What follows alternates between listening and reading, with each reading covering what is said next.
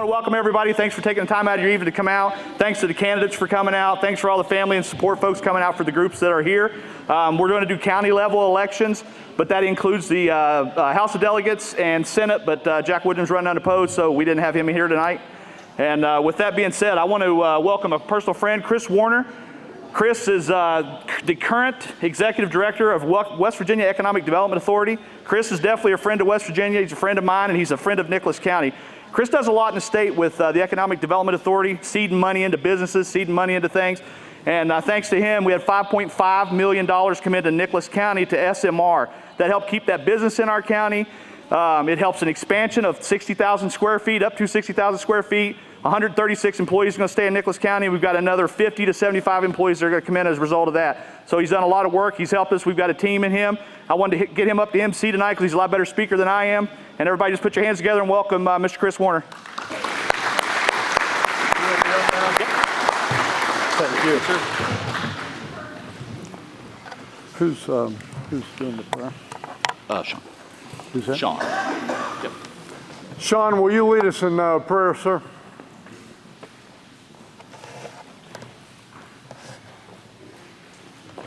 Precious Heavenly Father, we thank you, Father, for all you do for us, precious God. And Lord, as we come together tonight, Lord, let us, Father, remember that at the end of the day, we're all family. We may be in a little competition or whatever it may be, God, but tonight we're community, we're country, we're state, we're all these things, precious God. Lord, let us act that way. We ask you to bless this, Lord. Bless the travel here, the travel back.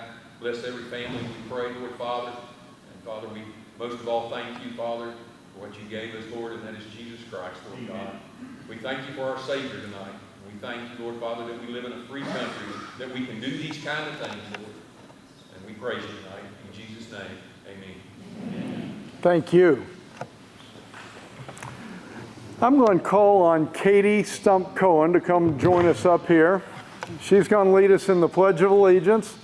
And the closest thing we have to an American flag is over here. If you'll face the county commissioner.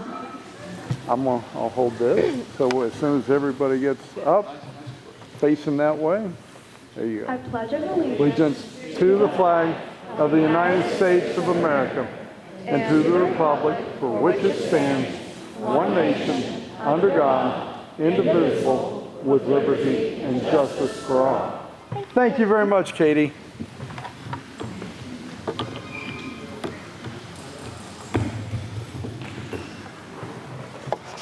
So the commissioner asked me to go ahead and speak. I'm going to introduce myself. I'm Chris Warner. I'm a candidate for the Secretary of State position on the Republican ballot coming up on May 14th. Before we go too far, I want to make sure that everyone knows that early voting starts on Wednesday, May 1st, and goes until May 11th. The polls are open. You have two early voting locations. You've got the courthouse, and then you have the Richwood City Hall. On Saturdays, those polling places are open from 9 to 5, and then they follow the hours of the courthouse. Hours of the courthouse are from 8:30 to 4:30 each day. So if you choose to vote early, you can do that, and then primary election day is on May 14th. I'm going to take just a couple of minutes on my race, and then we're going to get to the important races, and the local race is the one closest to you.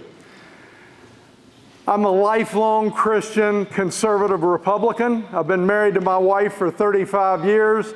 We've raised 5 kids. Their picture is over here on a poster on this table.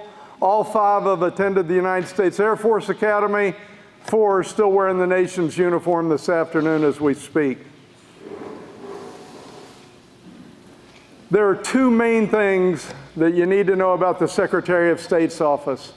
Number 1, it is the business registration office for the state of West Virginia.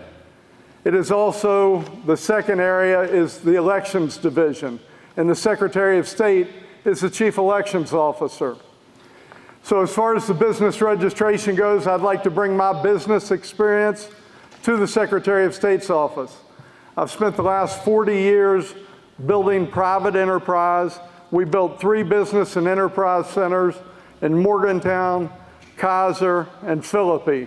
We attracted 200 businesses to those 3 business and enterprise centers, and they employed over 1,000 West Virginians. So we're proud of that record, know what it means to be an entrepreneur. And as a part of the Secretary of State's office, I'm going to suggest that we should have an Office of Entrepreneurship inside the Secretary of State's office. We can do that by cross-training employees. We don't have to spend one more taxpayer dollar. And those employees can help be a liaison to open government contracts to local businesses in every one of our 55 counties. They can streamline the process of government and cut red tape for entrepreneurs. Secondly is the elections division. I want to make it easier to vote and harder to cheat. The current Secretary of State, Mac Warner, has worked with the 55 county clerks, and they've removed over 400,000 names off of our voter rolls. Those are convicted felons, people that have moved out of state, people that have passed away that shouldn't be on the voter rolls. So we're going to build upon that foundation and again, make it safe, secure, honest, and fair to be involved in West Virginia elections.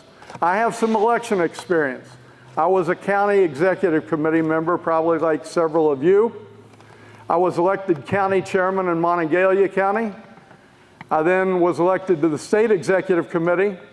As county chairman, we challenged every race on the ballot, first time that it had been done in 90 years. I was recognized at the state level for that and was elected state executive committee chairman for the West Virginia Republican Party. And we challenged every one of the 100 House of Delegates seats, every one of the 17 state Senate seats, and every statewide office, the first time that that had been done in 90 years, back in 2004. We now have the supermajorities that we currently have, but in every one of those processes, I was involved with finding poll workers, just like Ben Jean has done and the Democrat county chairman has done here in this county. And then we did that at the state level, and then we helped recruit those candidates and make sure that they had funding to be able to run those races. So again, I've been involved in elections, and I want to bring that election experience. To wrap up on the Secretary of State's office, I've been endorsed by the West Virginia Farm Bureau. I've been endorsed by West Virginians for Life, several county commissioners, state senators, delegates, and the oil and gas workers of the nation. I would ask you to pass along to your friends and family that I'm measured, I'm tested at the highest levels of the federal government and state government. I would appreciate your vote on Election Day. So let's get to the local races. Pam Klein, can you come up and talk to us about the school levy information, please?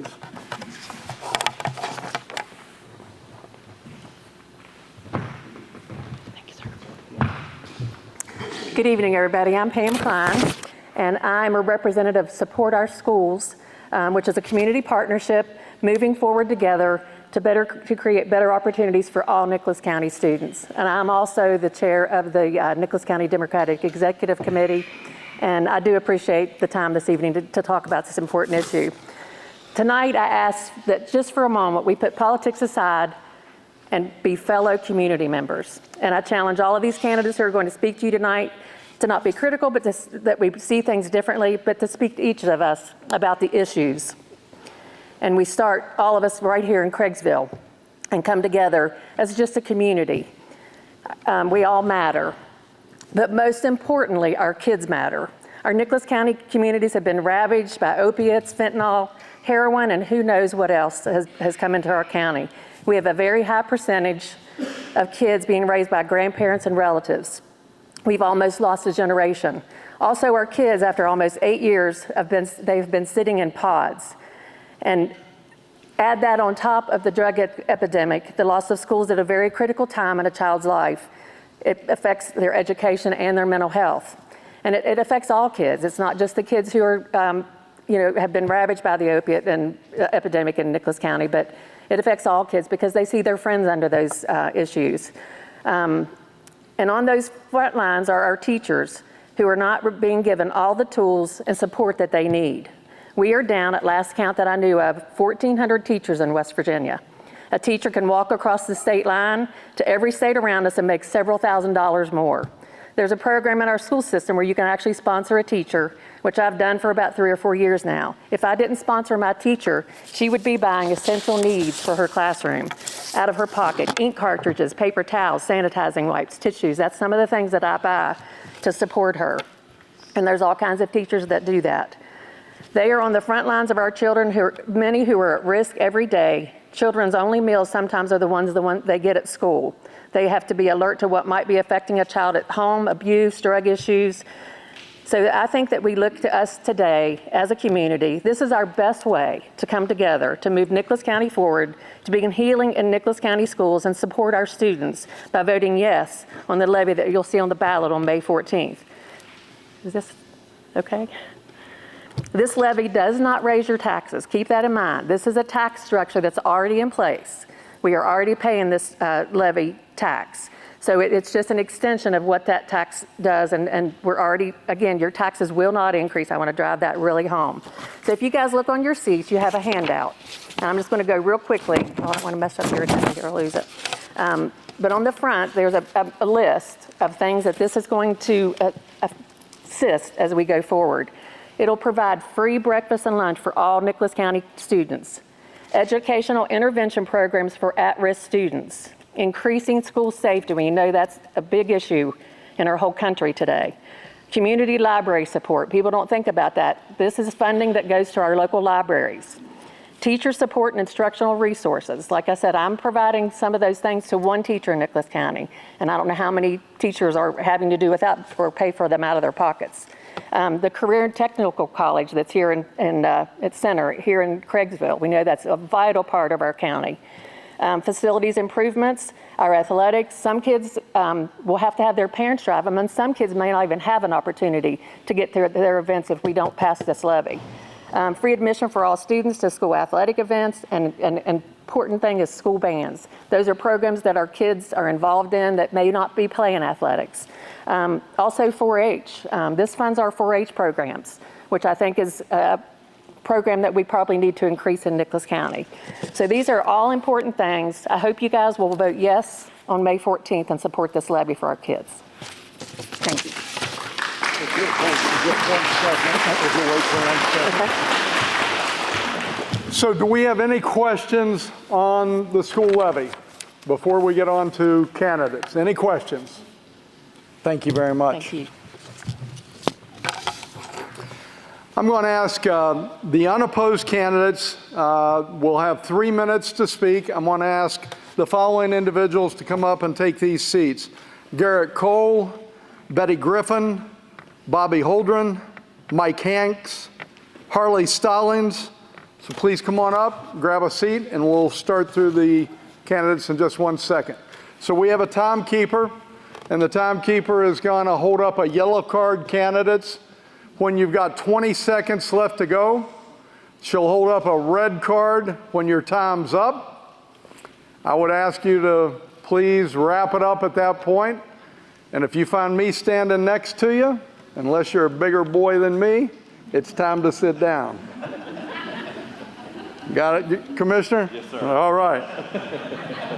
First up is Garrett Cole. Come on up.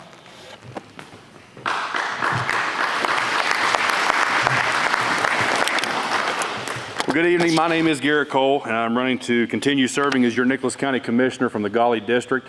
While unopposed, I have no quandary about still going out and campaigning, meeting with the folks, hearing if there's issues that need to be discussed, and glad to hear those and continue moving forward this county. We've gone a long ways. I'm very proud of the work that the commission has had over the last 2, 4, and 6 years now for me. A few of the major things, and then I'll get off the campaign trail for a second, but I was fortunate enough to travel to Washington, D.C. in January of this year. We come back with $129 million towards a solar farm that's going to come here in Nicholas County. What we did is we, under Commissioner Chapman's watch, we did a pilot, a payment in lieu of taxes, which was still pretty close to what we'd have got anyways. But by doing that, we got over a $350 million investment coming to this county. So we have an additional tax revenue coming to this county to help offset the people that live here's taxes, and so I'm real proud of that. As Commissioner Roberts mentioned, we were able to work through the governor's office, and I probably shouldn't do this, but I'm going to do this anyways, with Mr. Chris Warner, who's sitting here to my right. And we were able to get $5.5 million to come to SMR in Fenwick and save 137 jobs and should add about 60 more. Commissioner Chapman also, he went to a water board of the state and was able to expand water in Birch River and supported our Region 4. So in the grand scheme of things, we work good together. I'm very proud of what we've been able to do. We still have some ways to go, and we're knowledgeable of that. We don't take anything back from that. Now I just want to talk about Nicholas County for a minute, because I had a real pleasant experience today at Levacy People's Place annual ramp feed. We had a number of candidates and people from the executive committees who were helping, Republicans, Democrats, Independents, and you know, it didn't matter. We all just got along and worked. Betty was putting up tables, Tom Clark was putting up tables, Devin Spinks was washing dishes, me and Craig were serving ramps, Gary Roberts was at an event in Richwood, or he'd have been there too. We just got to work together and got things together. That's what we need. We need people that are going to work together. Doesn't matter who you are, what you are. Thank you. You got to be willing to get along and work with each other, and that's something I think this commission does a pretty good job at. We could always do better. I'm not trying to say we're any kind of example, but we've been fortunate. We've been able to work with state agencies, people like Mr. Warner, and I want to mention this all over again. Because of people like Mr. Warner here, right here, we're able to work through, is that 30 seconds or 15? 20. Oh my goodness, I better speed up. But anyways, but working with and you know, we're friends with Chris, don't get me wrong, but he was just doing his job, we were just doing our job, and we did a great thing for Nicholas County. It's that simple, and we're willing to go out. This is a part-time job, and I've never seen part-time out of this job, but I don't care, it's fine, it's part of the job. And it's just been a real pleasure. It's been my honor to be your commissioner from the Gully District, and I look forward to continuing to serve. Thank you.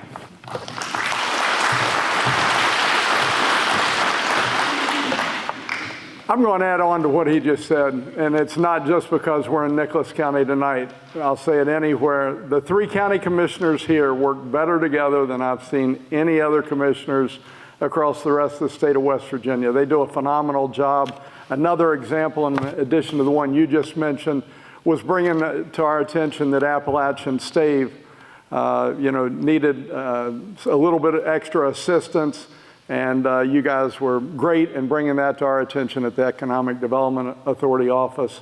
We greatly appreciate you all working together. Next is Betty Griffin, running for County Assessor.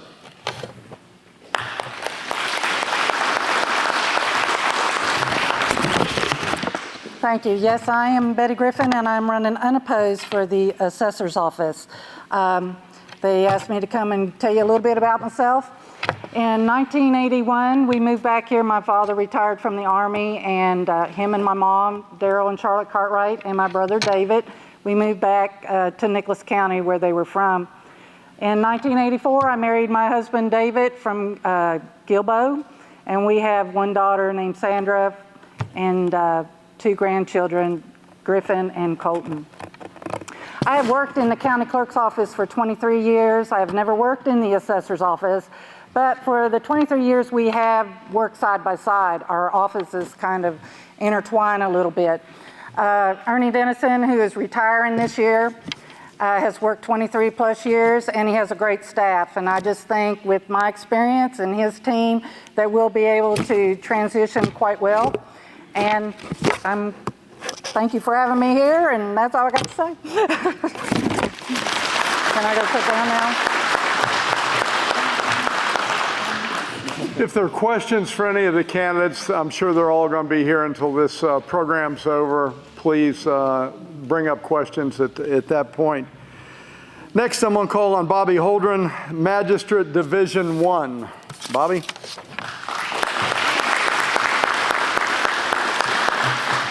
My name is Bobby Holdren, and I am running for Magistrate in Division 1. A little bit about myself. I graduated from Richwood High School in 1995. I married my best friend, Kara Holdren. We've been married for almost 25 years. We have 2 lovely daughters. We have Mackenzie Holdren, who is an attorney with an office in Summersville, and Michaela Holdren, who is a third grade teacher in Preston County. I started at the Sheriff's Office in 2003, and I retired in January of 2024. I've worked just about every type of crime that's come through Nicholas County. I was a member of the Nicholas County Sheriff's Department Drug Task Force.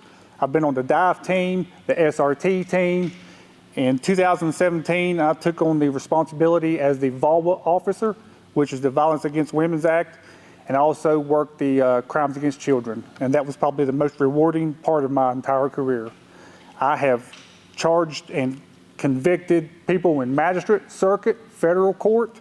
I've also written search warrants. Those search warrants have been upheld in magistrate, circuit, and in federal court.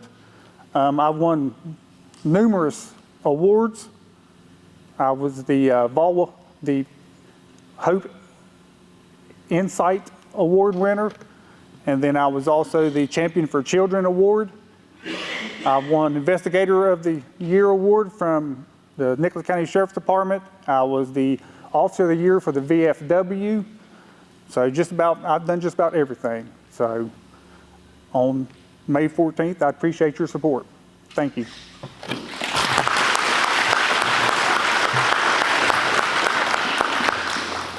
Thank you, Bobby. Is Mike Hanks from Magistrate Division 3 here? All right. Harley Stallings, the Family Court Judge. Out here. Jim Umberger, candidate for Congress.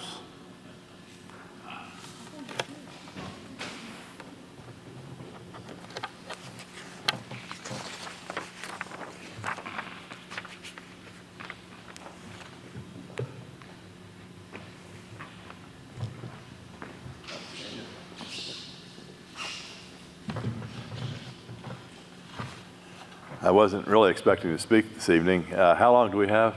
3 minutes. 3 hours, okay. No, I'm Jim Umberger. I am running for Congress. I appreciate being here. I like to see a nice turnout this evening here in Nicholas County. You're my neighbor. I live in Greenbrier County, so we're just next door neighbors. But I also grew up in Charleston, and I, at an early age, ended up in the Army, got drafted, went to Vietnam. I served there. I was in the military for 1 year and 10 months. When I got out, I was on the E6 list and had been offered a direct commission. The direct commission was kind of a joke. I think they thought I'd want to go back to Vietnam if they'd make me a lieutenant. I thought, not so much, really. I'd had the adult tour and I was ready to come back home. But I made my career working in mental health. I'm a licensed professional counselor, or I was. I no longer practice, but I ran a hospital for a while, the old Greenbrier Center in Lewisburg. I like to tell people I can read a spreadsheet, and I can also read an intelligence report. And I like a little music too, so that's cool. But anyhow, I'm happy to be here. I've met a lot of you before. I've been to Richwood and Summersville and points in between. And but again, Election Day is May 14th. Early voting starts May the 1st. Umberger, U-M-B-E-R-G-E-R. And if you want to find out about me, you can go to my website, JimUmbergerForCongress.com, and you can see what there is to know. Thank you.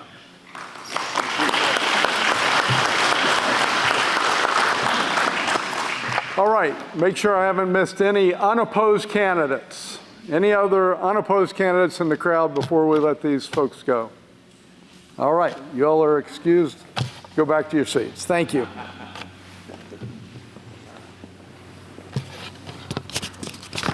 Do you want the mic?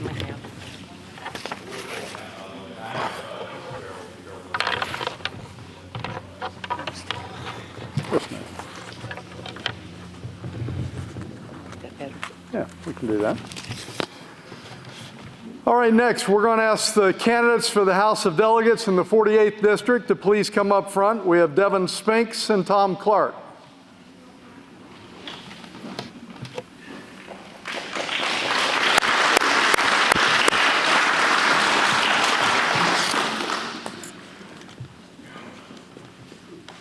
And Devin, we're going to let you get started, so don't have that seat. It's all yours. Thank you.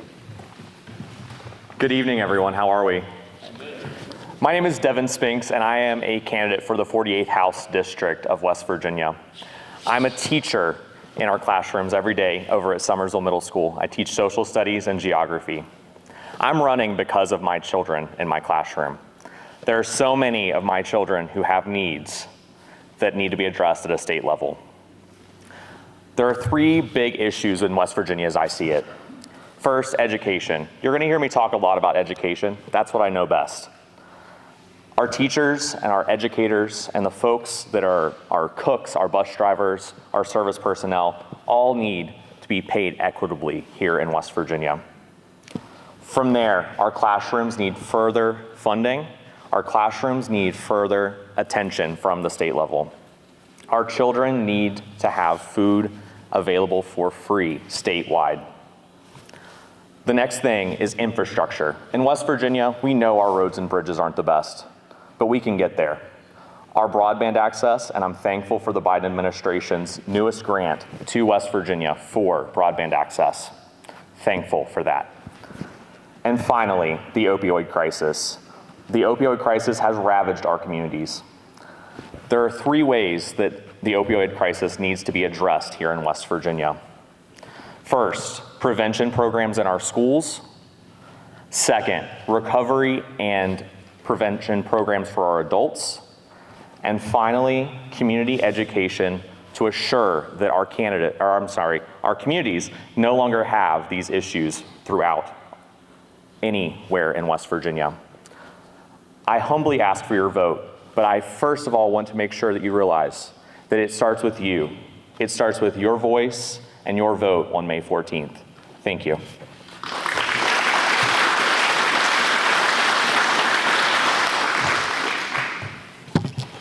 Good evening. I'm Tom Clark, and I'm currently your House of Delegates member in the 48th, and I represent all of Webster County, about half of Nicholas, and just a smidgen of Greenbrier County as well.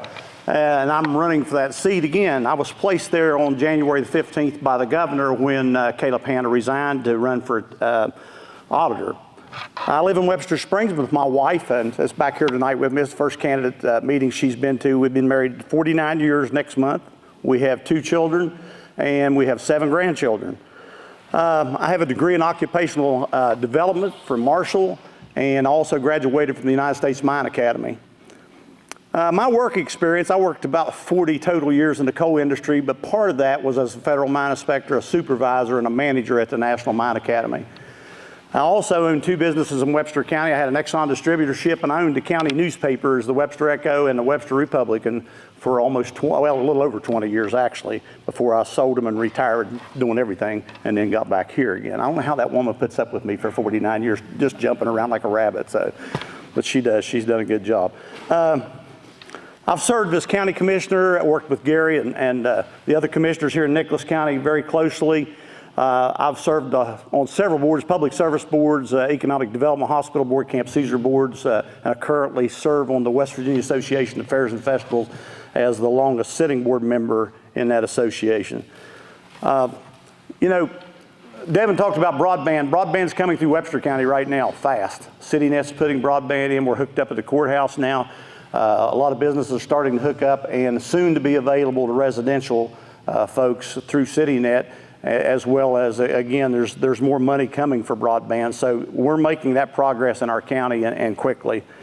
Economic development, the first thing we got to do in our area that's so depressed, and nobody can argue the case, you know, Webster and the Richwood area, Craigsville's probably a little better shape than what those 2 areas are, but we've got to get it stable. I mean, it can't go down anymore. We've got to get something in there to stabilize that economy if it's jobs. And currently, I'm working with and I've talked to the county commissioners today, but I met with the mayor yesterday, and we're working on a situation in Richwood that maybe brings some employment to Richwood. It looked pretty good yesterday, but we're also doing that in Webster County. We meet this coming Tuesday with one of the major timber holders to talk about side-by-side trails. And, you know, that's how southern West Virginia is getting rich. They're really soaking the money down there. The governor's putting a lot of money in southern West Virginia because that program's working. The Hatfield-McCoy Trail is working. And as Commissioner Chapman and I talked today, if we can hook our trails up, whether to Braxton and Clay and then get down into southern West Virginia, it could be a big turnaround for our area. So we're working on that currently as well. We absolutely got to address the opioid crisis. And there's money out there, but it's like dust. It's floating around and nobody knows where it is and nobody knows how to get a hold of it yet. And I think the commissioners got a little bit of money and was able to put some cruisers in Richwood and do some other work. But the big money's still out there. There's a commission set up to allocate that money, and we need treatment facilities in this area, and we need quality treatment facilities. I worked in the court system a little bit as a bailiff, and we saw a lot of folks go to systems that aren't good systems. They just aren't doing their job. They aren't taking care of the situation, and they end up back on our streets and backpacking through our towns. We've got to fix that. Our law enforcement has to really jump on that as well. And there's laws out there. We just say, let's talk a bit about the jail bill. And I'm going to make Gary cringe when I talk about the jail bill. They just did their budget, I think 7.6 million, something like that. 7.5 million your budget was. Webster's is about 2.6. Greenbriers is about 17 million. They spend, here in Nicholas County, they spend over $1 million on jail bills. In Webster County, we spend $500,000.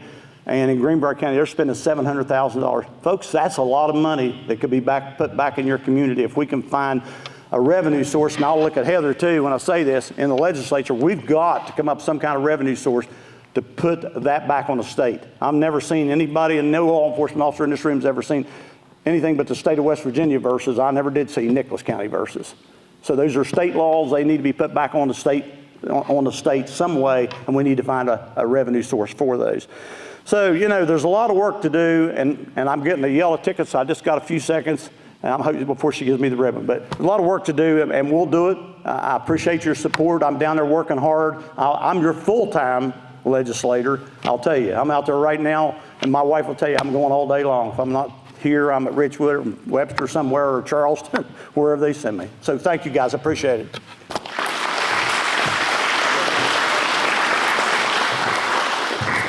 All right, you all can take your seats. I want to just add a little bit of commentary since we're in Nicholas County. I can tell you our agency, again, the West Virginia Economic Development Authority, is involved every single day as it relates to what is happening with the Allegheny Wood Products projects, if you will, because there's several sawmills. And just want you to know the governor, that's a major focus of the governor and the Economic Development Office right now. And again, there's not a day that goes by that is not a focus. And I think you'll see news in the very near future, and it's going to be a positive outcome based on what might have otherwise been a very negative situation. Also, you heard mention broadband. We provide broadband loan insurance through the Economic Development Authority, and that helps the providers, the ISPs, those that are building out the system need broadband loan insurance so they can draw down the federal dollars and be able to go ahead and expand broadband here in Nicholas County. So I just wanted to, since I heard that brought up by one of the House of Delegates candidates, I wanted to make sure you knew that it's a focus of state government. I'm going to ask for the candidates for the House of Delegates in the 49th District, Stanley Adkins, Gene Nutter, and Heather Tully to please come up. Take a seat up front.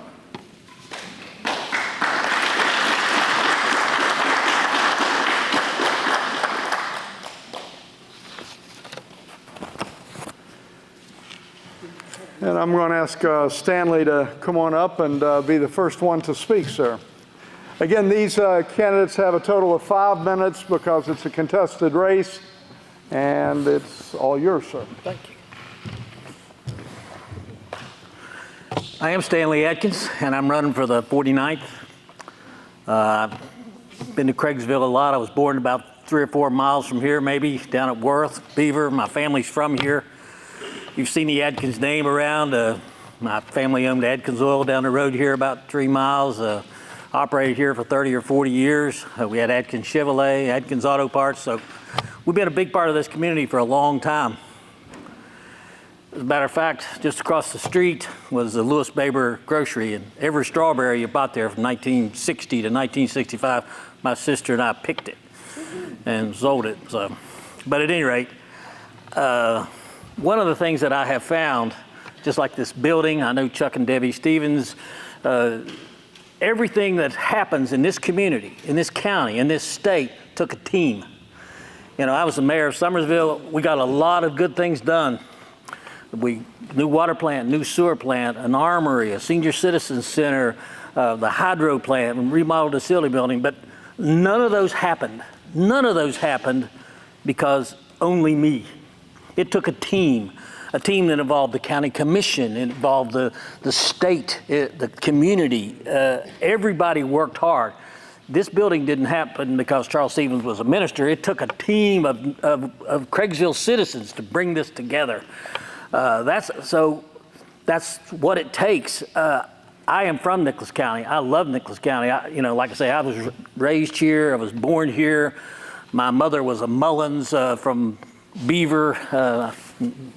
Everybody in this room knows at least one Mullins or Adkins or probably several.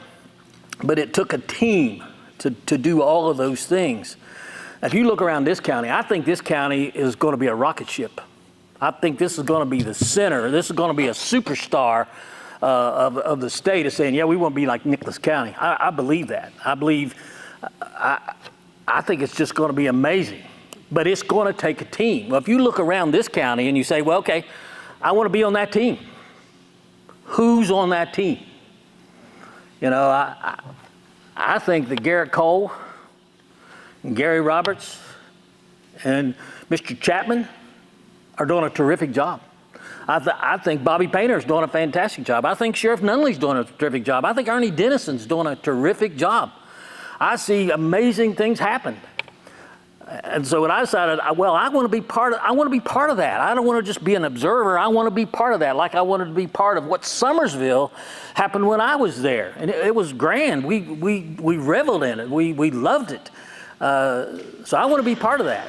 The one thing that Nicholas County has in common right now of all those people who are superstars, they're all Republicans. Whether we like it or not, that's what they are.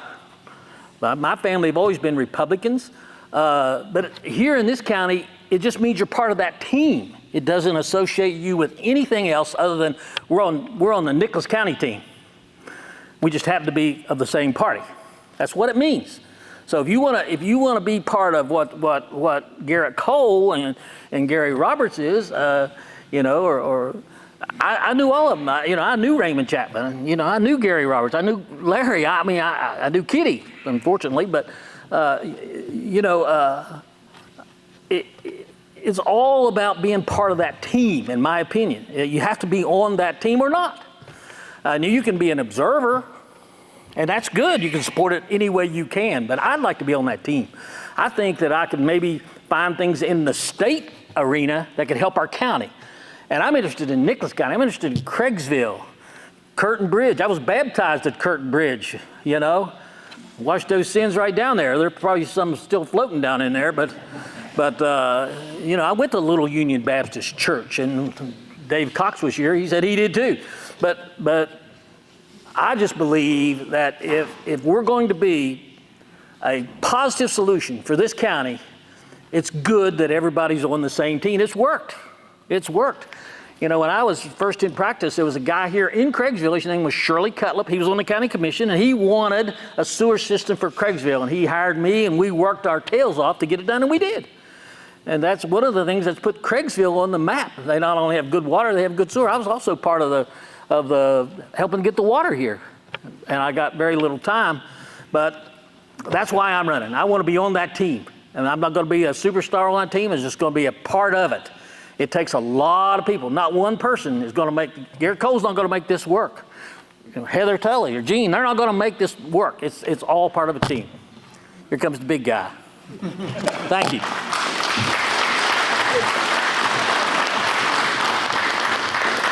Stanley, thank you, sir. Gene Nutter. Stanley's my buddy. I want y'all to know that. I bought a lot of cars off him. Yes, District 49, there's a Democrat running. I'm Gene Nutter. I'm running for the House of Delegates, District 49, Nicholas County, and I'm a sixth-generation lifelong resident of the county, and married to the same guy for 50 years. And it helps me to understand the needs of the county. We have an incredible blend of businesses in the county, small and large, that are doing an outstanding job of keeping tourism alive and growing in the county as an industry. And as a former proprietor of business, you can depend on me to promote and protect businesses. My family became the victims of an opioid epidemic. Criminals dumped my son's body at the Somersville Hospital in the parking lot one day, and the investigation led to charges of delivery of fentanyl causing death. They had injected him with fentanyl and murdered him. 2 women confessed, and the third one was convicted because of that. And my son's widow, or the 3 children, our entire family, who's here with me today, became acutely aware of the elements of addiction. Crime, incarceration, death, recovery, rehabilitation, mental illness have impacted our family's lives in Nicholas County and throughout the state. I promise to be a good custodian of any legislation that evolves from this crisis. As owners of with our lifetime hunting and fishing license, my husband and I travel the roads throughout the state of West Virginia, and we are appalled at the shape they're in. This needs to be addressed continuously, not just on the election years, folks. Our lawmakers are the link between protecting our roads, our waterways, our forests, and our air quality. I take this seriously. Education is not allowing our kids to thrive. I believe that we need to pay close attention to what our educators themselves are saying about what this public school system needs to reach higher standards. I've been talking to teachers in the area. I have to lay blame and responsibility on the shoulders of our lawmakers. As a delegate, I will promote better free public education, and I also see the need for specialized learning academies and more trade schools. Folks, it's a millennium. I've been driving between Somersville, Craigsville, Richwood, had a flat tire, no cell service. We talk about broadband all the time, but let's just get some cell tires up. People in other states have hills all across the U.S. I mean, it's amazing that you can be under an avalanche in Colorado and make a cell call for help. We need to fix this. Verizon is one of the companies that says we're not going to install any more tires because we don't think that area needs it. We need to change that.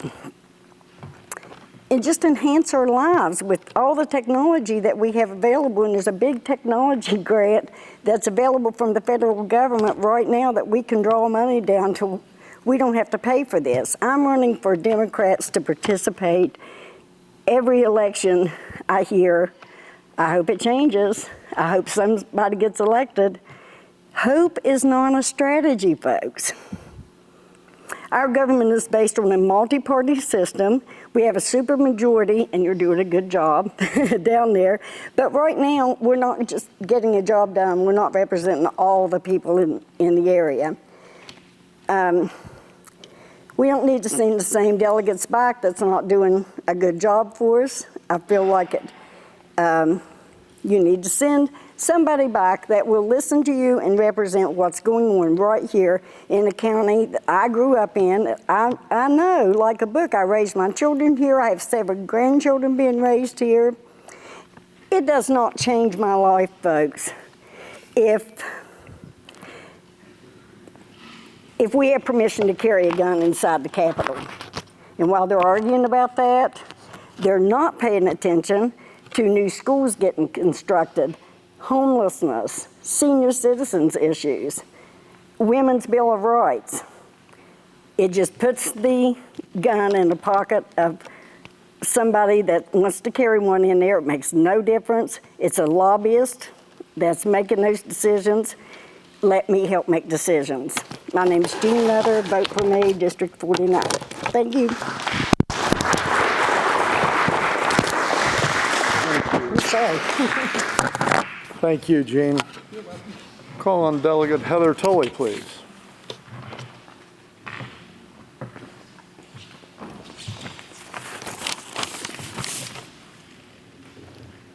Good evening and thank you. I am Delegate Heather Tully. I am the incumbent delegate running for the West Virginia House seat again in the 49th District. I want to give you a little bit of biographical information. I was raised actually in the Kanawha Valley area, so I'm not a Nicholas County native. So I have a little bit of a different perspective on, living other places and living in places that are a little bit larger than Nicholas County. I have been a registered nurse in West Virginia for 22 years. I graduated from St. Albans High School, the University of Charleston with my bachelor's in nursing. I have a master's from West Virginia University. I am a family nurse practitioner. I also have a certificate in medical building and coding right here from New River Community and Technical College. So I have the private education, public education sector covered. My husband is a Nicholas County native. So when I married him approximately 14 years ago and moved here, actually was living here a little bit before that, I fell in love with the area and I fell in love with the people. My husband has 2 grandchildren that live in Mount Nebo. We have 5 beautiful grandchildren that also live in Mount Nebo, ages 13, 12, 11, 8, and 7. They are probably one of the sole reasons that I choose to run for office and to make changes here in West Virginia to positively promote the quality of life that they have. I am a member of the Nicholas County Republican Executive Committee. I have won Volunteer of the Year and Republican of the Year. I was named by the West Virginia Nurses Association as the Friend of Nursing this year. I have been Republican since approximately 2010, 2011, and when I registered to vote right out of high school, I was actually an independent. So my values and things have shifted toward the Republican Party. And I've always been conservative, never identified with Democratic politics whatsoever, and I've become probably more conservative as I've gotten older. I'm endorsed by the NRA. I do believe in your Second Amendment right and your right to carry a gun. I believe I'm endorsed by the West Virginia Coal Association, the Farm Bureau, the West Virginia Contractors Association, and I also have a 100% pro-life voting record according to the West Virginians for Life website. My biggest accomplishment probably as a legislator has been the reorganization and reformation of the Department of Health and Human Resources Department. We still have a lot of ways to go with that. We are still working on it. We are still working on CPS issues, multiple things, but it is actually hopefully trying to make that more efficient, more efficient to serve those it serves and is supposed to protect. Republicans in West Virginia have brought forth the largest tax reform and tax reduction in state history. That's while I've been leading. We have also begun to phase out the Social Security income tax for our state retirees.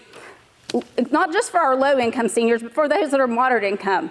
And those that are moderate income, you know that gets even more moderate as the costs for things increase. We brought forth the greatest expansion of economic development projects, including Nucor, Green Motor Power, Berkshire Hathaway, LG, Mountaintop Beverage. We've supported the aerospace industry in Clarksburg with Lockheed Martin. Nicholas County, we've also got a new coal mine, Rolling Thunder, under Alpha down Route 39.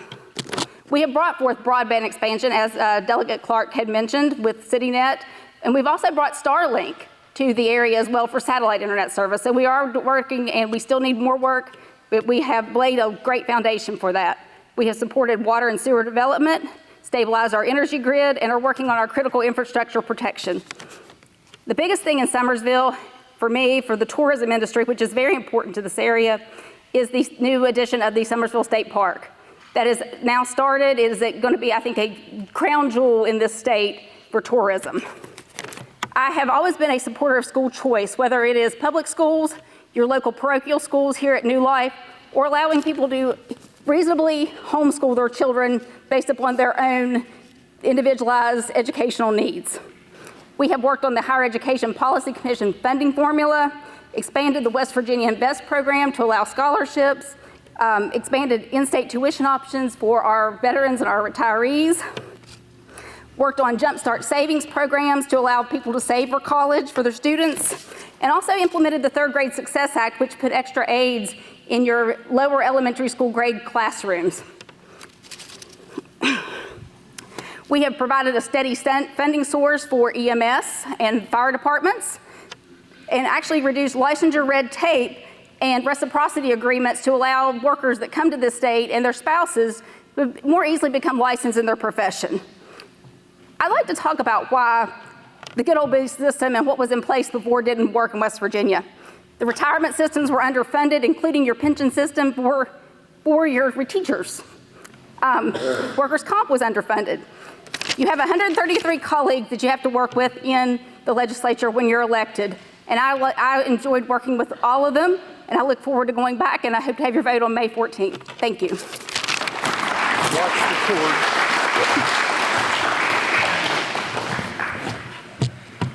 I want to remind everybody before we go to the next candidates, you all can take your seats.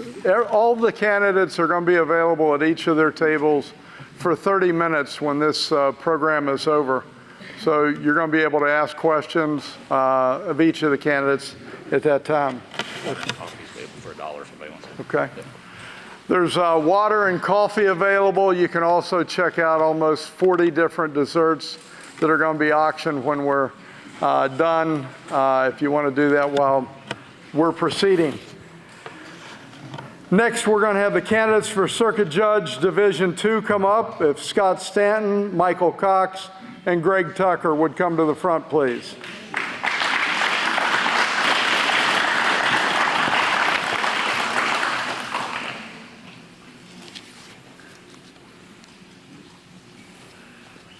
And we're going to ask Scott to go first.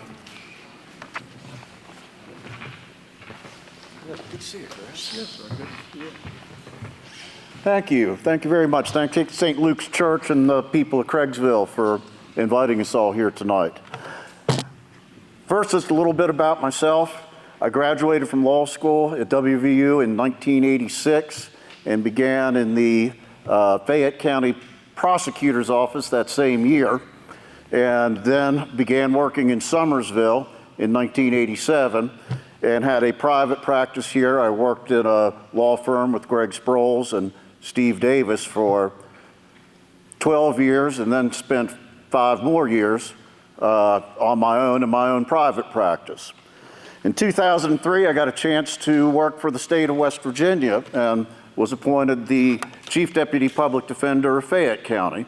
And I've been in that position since 2003 until February of this year, when I retired from that job. I retired from that job mainly because I've lived in Summersville this whole time, and I just really, quite frankly, got sick of driving across the New River Bridge every day for 21 years. And just thought, well, it's about time at my age that I come back home and work here in this county and work for the people of this county who've been so good to me over the years. I think 3 things really qualify me for this job: my age, my work ethic, and my experience. My age, I'm 62 years old. I've had a number of people on the campaign trail say, well, how long of a term is this? It's 8 years. That means I will be 70, if God willing, my health stays and I'm alive at the end of it. I'll be 70 years old. What that means is I'm not doing this as a career. I'm not going to run and work well into my 70s. That's not going to happen. I'm going to do this one time. I'm going to be a one-time, if you elect me, I'll be a one-time candidate and a one-time judge, and I will go completely into retirement after that. I can promise you that. Number 2, I said my work ethic. Now, I don't mean to say I work harder than my opponents here, both of whom are very good, hardworking attorneys. But as I said, this is a job to me. I'm 62 years old. I'm retired. I'm really not ready to go sit on a rocking chair on the front porch. And this is a job I can walk to from my house. This is a job I want to do, and it's a job. I'll go to it every day. I'll do the job. I'll do the work. And I know I can do the job. That's my experience, and that's the third thing.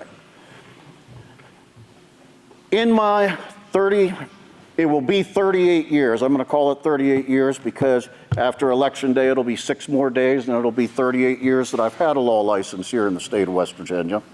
I have handled thousands of jury cases and cases in courts in 16 different courts around the state of West Virginia. I've seen judges that do it right. I've seen judges, quite frankly, that do it wrong. And I've practiced law, and I've done jury trials. A lot of lawyers go through a career and only do a couple of jury trials. I have done 100 jury trials in my career. In the last 18 months I was in Fayette County. When I said I was going to leave, the judges started assigning me everything, and I ended up doing 12 trials in those 18 months, including 3 first-degree murder trials. I've handled quite a bit of stuff in court. I'm familiar with court. I've lived my career in court, and I've appeared in court, not just in Fayette County, not just in Nicholas County, not just in Webster County, but as I said, in 16 different counties around this state. I've got the experience. What you are asking us to do is to run a circuit court. And I can say, I've been there every day of my life for the last 38 years. And I think that really qualifies me to do this. Now, locally, since I've retired, I would like to say one thing. I've heard several people mention the opioid crisis, which of course is destroying this and nearly every other county in the state. But this county is doing some real things. We've got the drug court, we've got the family treatment court, and we've got something called the teen court. And since I've been retired in February, I've been volunteering my time. We just had teen court, which is where kids do the work, act as the attorneys, and decide what happens to their peers. This last week, Mackenzie Holdren volunteered to be the judge this week, past Thursday. So I think I've got the experience to do this job, and I'd like you to consider me when you vote on May 14th or starting this Wednesday on May 1st. Thank you very much. Thank you, Chris.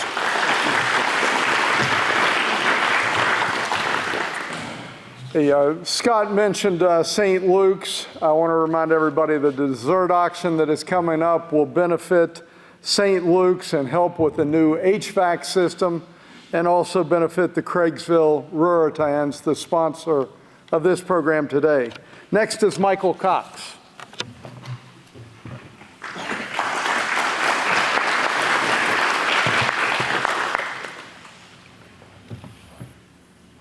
Good evening, everyone. My name is Michael Cox, and I'm also running for Circuit Judge in Division 2. I was born in Richwood, raised in Craigsville, been here my entire life except for the time that I was away in school in Morgantown. Grew up here, ran the ambulance service here for 10, 12 years. Went to Morgantown, finished my engineering degrees, got 2 of those, one in computer engineering, one in electrical. After that, I was in the National Guard for a while, wound up doing a tour in Kuwait. Came back, went to law school and at WVU. Following law school, I was the law clerk for Judge Rowe for almost 2 years, and during that time, I got to see firsthand and experience all the stuff that goes on behind the scenes in the courtroom, as well as go out in the courtroom there. But I got to learn from him everything that a judge is and should be.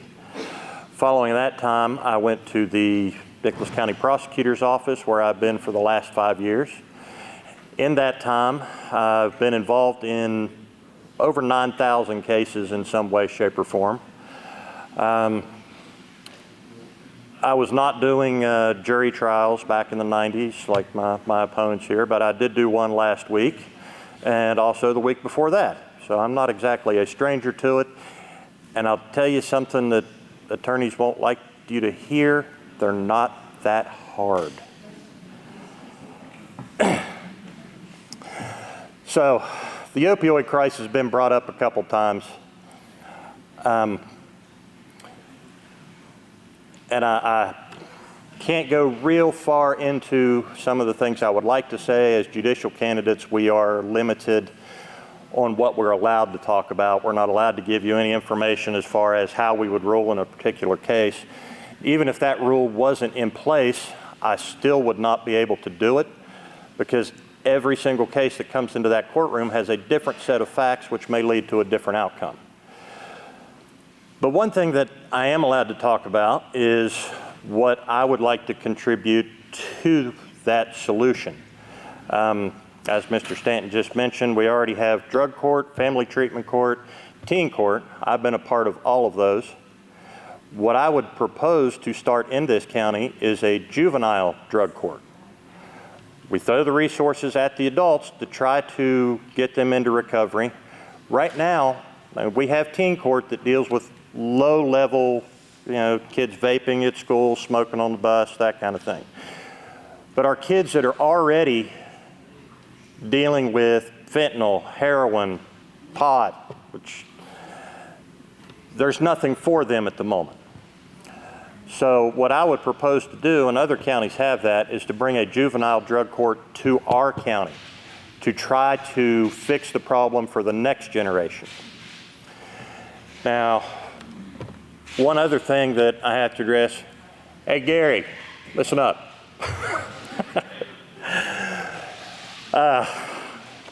Just for Commissioner Roberts, I have to address the jail bill. Just because I know that is a hot button topic for the commissioners, and it is often said that there is nothing that a judge can do about it. I've heard that. But I want to tell you there is something a judge can do about it. Now, the judge can't control plea deals, can't control when somebody's violating bond conditions that winds them up in jail, but one thing that the judge does have control of is his docket.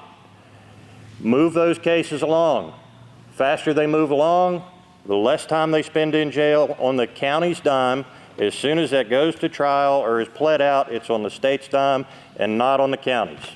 So that is one thing a circuit judge can, and if I'm elected, will do. Thank you, everyone. My name is Michael Cox, running for circuit judge.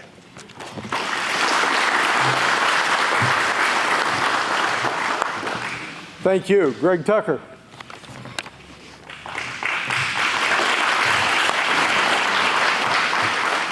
First, let me thank everyone for being here tonight. My name is Greg Tucker, and I am running for circuit judge in Division 2. I was raised in Nicholas County. You all may remember my dad, Larry Tucker. I've practiced law here for 35 years. I've been a state senator. I've been an elected prosecuting attorney. In fact, I spent 8 years in the prosecutor's office, 4 as the elected prosecutor. I served in the state senate. I was able, during that time, to support Craigsville, especially, and Craigsville's kind of special to us. We have a grandson who lives in Craigsville. For many years, I represented the Craigsville Public Service District. Also, during my time as a state senator, I was able to support the senior citizens, the sheltered workshop, and the public library. As the elected prosecutor, I had to make difficult decisions. As a state senator, I had to make difficult decisions. Being a circuit judge is about making difficult decisions. So it is absolutely 100% about experience. I've been a state administrative law judge since 1994. I have heard and decided literally hundreds of cases.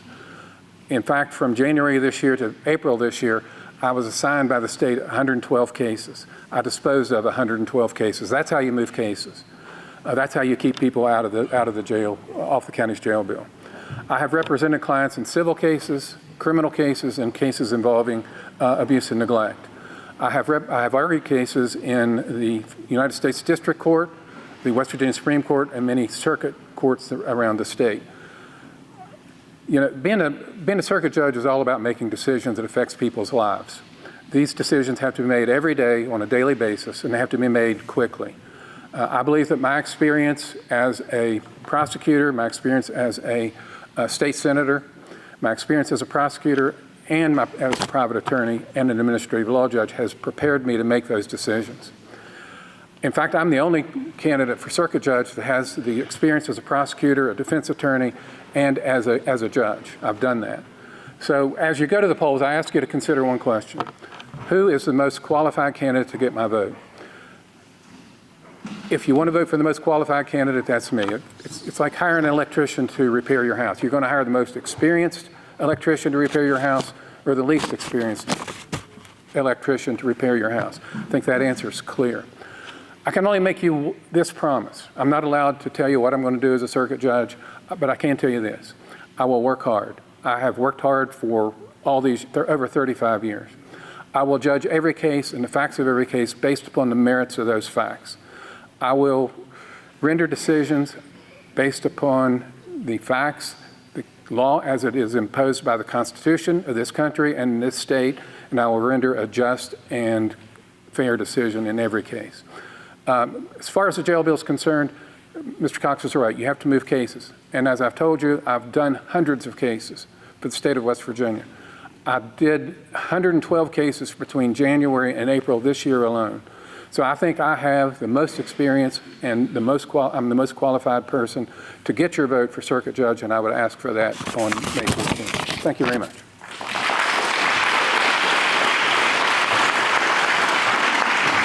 You all can take your seats. Thanks. Next, we're going to invite the candidates for Magistrate Division 2 up. We have Billy Spinks, Beth Boso, Jenny Gale Taylor. Please come on up.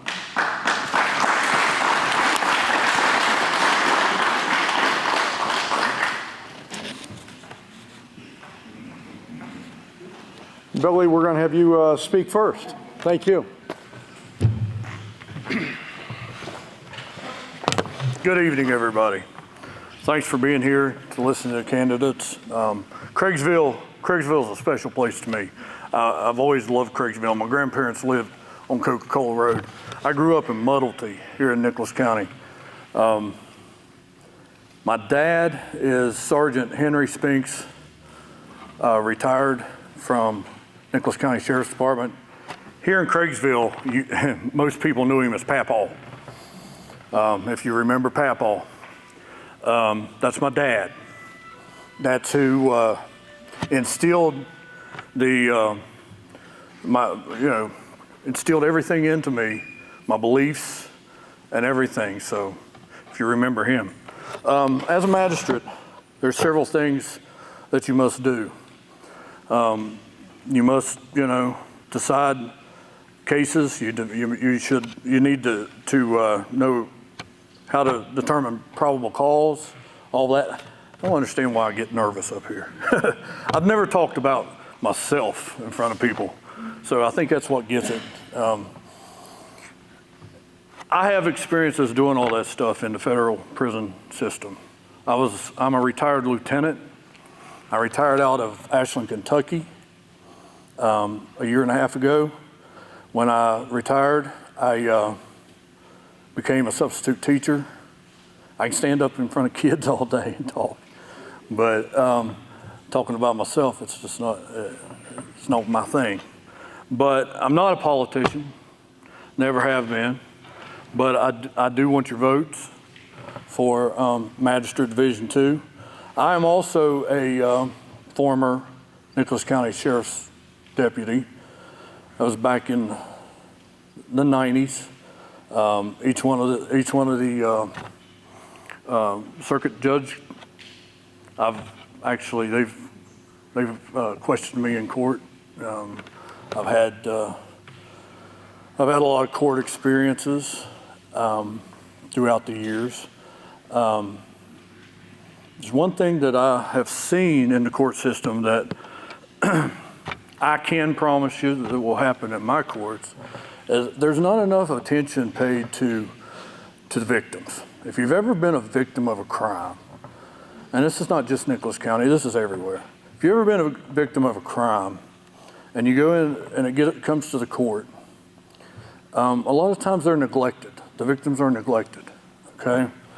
That's something that in my court, if I become magistrate, is I want to pay attention and I want to hear from the victims. There's plea deals that happen, outside the rooms and everything. And a lot of times they're not included as much as they need to be. I'm not saying they're not, included, but as much as they need to be. I'm going to make sure that, you know, every victim has their say. And that's something that's important to me. Another thing is here in Craigsville, I know you all have seen, you know, a lot of problems with the drugs and things. These drug courts and everything, Nicholas County is going in the right direction with what they're doing now. I get that.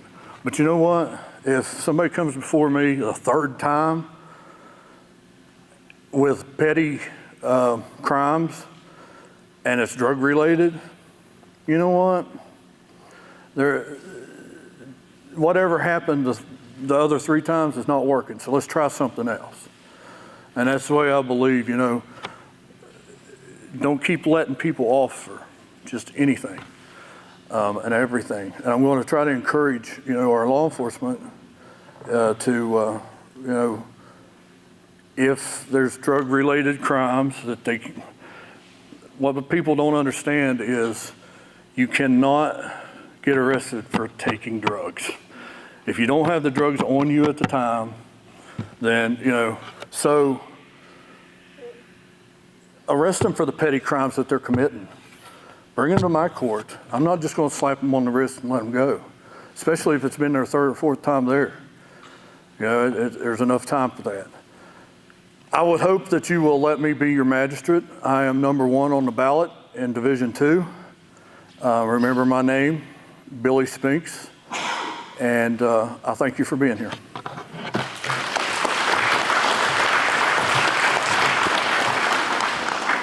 Next, we have Beth Boso.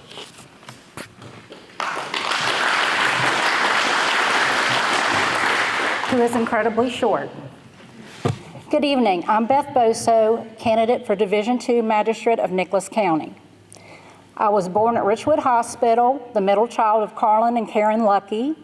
I was raised on a tiny farm in Cowan, West Virginia. In 1988, I met a very handsome young boy from Summersville. 4 months later, I married him. This year, Doug Boso and I have celebrated our 35th wedding anniversary. We've raised 2 amazing boys, Scott and CJ. We have a beautiful daughter-in-law, Sheena, and the most incredible granddaughter, Indy Jade. I began my career in the court system in 2001 when I was hired as a victim's advocate. I worked that job very diligently. I took it to heart very seriously. And in 2005, Magistrate John Morton asked me to be his assistant, and I jumped right in. I loved it. And I served in that position until he retired at the end of 2016. In 2019, I was contacted by the West Virginia Supreme Court to ask if I would come back and work as a senior status assistant. It was a pilot program in the state of West Virginia. I was one of the first people contacted. I absolutely jumped in because I love this work. I'm very passionate about it. I'm very serious about it.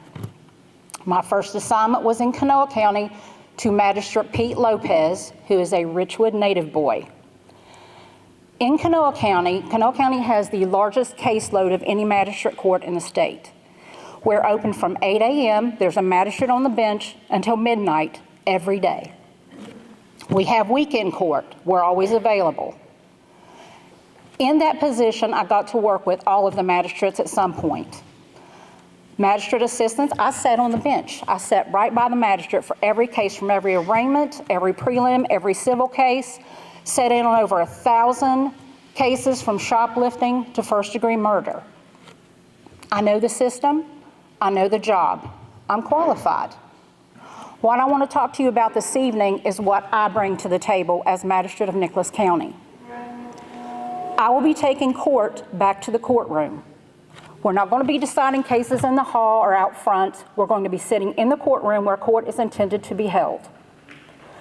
Now, I will be fair. I will be honest. I will be respectful to everyone who comes in front of me. But I want to tell you that for every action, everything that you do, there's a consequence to it. We don't make the laws. Magistrate does not have the ability, nor do we want it, to make laws. The legislature does that. They establish the perimeters of what the penalties are going to be for each crime. That's something out of our jurisdiction or out of our wheelhouse. We cannot tell law enforcement what to charge, how to charge it, when to charge it, where to charge it. They have the prosecutor that can advise them on that. We are impartial administrators of the law. Anybody who comes before us, we have to make sure that on that document that we have in front of us, the requisites are met to establish probable cause. We can't tell the officer if they've done something wrong. It's my responsibility when I look at that criminal complaint to make sure that I'm not infringing on anybody's rights because I like the officer or I like the alleged victim, that I like whoever. This is about being impartial. This is about being fair and just. In my courtroom, I will be fair, I will be just, but there will be consequences. If you do something that you shouldn't, if you decide that you want to go down the road, see how many traffic cones you can take out in a 30-mile or a half-mile section of road construction, and you want to post it on Facebook, be my guest. You get caught, consequences. The thing about consequences is that in magistrate court, we're limited on what we can do. We have to go within the confines of the restrictions that are established by our legislature. And that's something we can do. We have a little bit of a broad spectrum there, but it's limited to, it's confined to those restrictions. Part of the thing that I think is an issue, we keep talking about the jail bill, and I know that's a big issue for everybody. I live in Summersville. I can see the courthouse from my lawn. When I'm on call, I'm on call. I'm available to the court. Law enforcement calls me, I'll go do an arraignment and make arrangements for bond or give them time to post bond. I can do that. That's my job. When I'm not on call, I will be down at the Day Report Center. I want to know what's working and what isn't working and how we sentence people. There are options that we can follow. There are things that we can do. And I intend to follow through with that. I'm Beth Boso, candidate for Division II Magistrate of Nicholas County, and I would appreciate your vote. Thank you.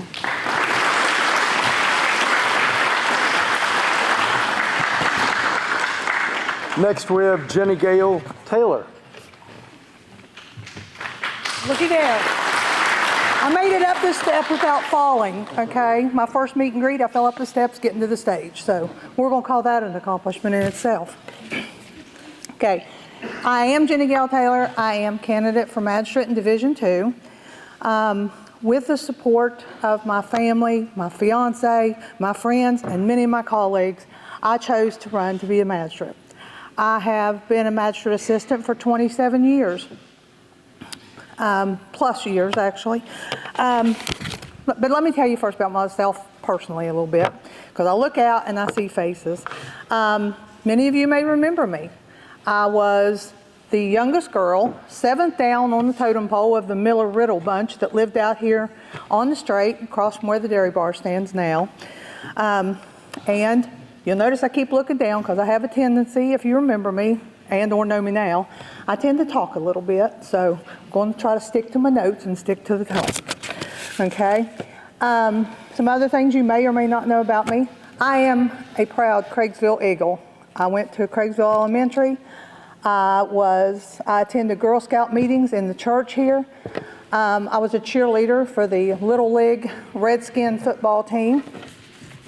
I am a proud 1983 graduate of Richwood High School. I am the mother of 3 Richwood High School graduates. I have, 2 of my children and all 8 of my grandchildren live here in Craigsville. I am very much invested in this community, in the county as a whole. I have volunteered for a lot of school and sports activities. Now, this is where I get a little sentimental. My proudest volunteer position is that sports staff for the Lumberjack Express band. I've been doing that for 28 plus years. A true example of my dedication to my pursuit for this position as magistrate is I'm here. The band trip is currently going on. They're at the Grand Ole Opry as I'm speaking. And over the 28 years that I have volunteered with the band, this is only the 2nd band trip or band camp that I have missed. The first being when my oldest granddaughter was born. That very grandchild grew up to be a member of the Lumberjack Express, an RHS grad, And she was Little Miss Craigsville Fall Festival, and years later, she represented Craigsville Fall Festival as Miss Craigsville. Now, for the reasons I deserve your vote, I have been a magistrate assistant for 27 years. My career within the magistrate court began as a summer intern program in 1982. For the following 15 years, I was frequently requested to work as a temporary assistant. In 1997, I was appointed full-time assistant by the Honorable Bobby Gordon. And upon his retirement in 2009, when Wayne Plummer was put in the position as magistrate, he chose to appoint me as assistant. I have worked with every magistrate Nicholas County has had since its inception, except for one of the original two. I have been in the system through many changes, from paper to computers, and with all the procedural and legislative changes that are given to us. And as you can imagine, over the 27 years, I have formed strong relationships within the community, the judicial system, multiple offices and agencies. All of these relationships have allowed me the opportunity to better understand the various needs of the people I would encounter as a magistrate. Working day to day, serving the community as they enter my office, and by working alongside the variety of magistrates, has given me firsthand experience for what being an efficient magistrate means. It means seeing the potential in people, knowing that their actions don't define them as people, but that their actions do have consequences. The great thing about a magistrate court in West Virginia is everyone has a voice. Wayne Plummer says everyone's got a story to tell, and the best thing a magistrate can do is listen. My job as a magistrate would be to listen to all sides of the situation, apply the laws as they are written, and make fair and impartial decisions accordingly. I am honored to be here in this place that helped mold me into the person that stands before you today. Sorry.